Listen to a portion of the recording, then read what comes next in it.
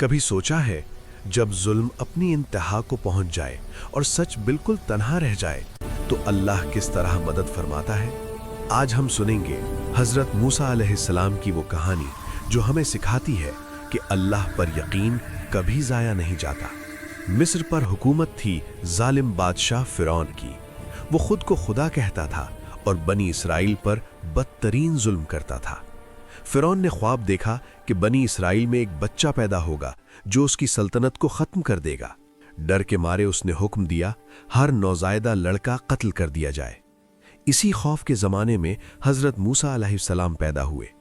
अल्लाह ने उनकी वालिदा के दिल में बात डाली कि बच्चे को एक संदूक में रखकर दरियाए नील के हवाले कर दो।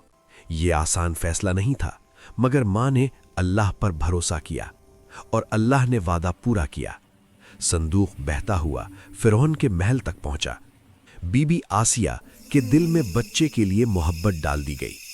यूं जिस बच्चे से फिरौन डर रहा था वही बच्चा फिरौन के घर में पलने लगा।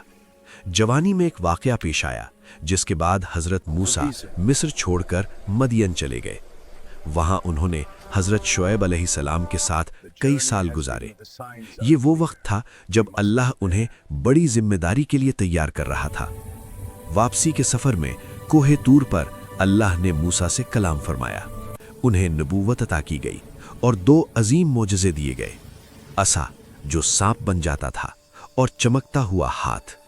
ये अल्लाह की कुदरत की निशानियां थीं। अल्लाह के हुक्म से हजरत मूसा बनी इसराइल को लेकर निकले। सामने समंदर, पीछे फिरौन की फौज। मूसा ने असा मारा और समंदर दो हिस्सों में बट गया। ईमान वाले बच गए और जालिम गर्क हो गया। ये कहानी हमें सिखाती है कि अल्लाह पर भरोसा कभी ज़ाया नहीं जाता। जुल्म कितना ही ताकतवर हो, अंजाम हमेशा हक का होता है। अगर आपको ये वीडियो पसंद आई हो तो लाइक करें और मज़ीद इस्लामी कहानियों के लिए चैनल को सब्सक्राइब करें।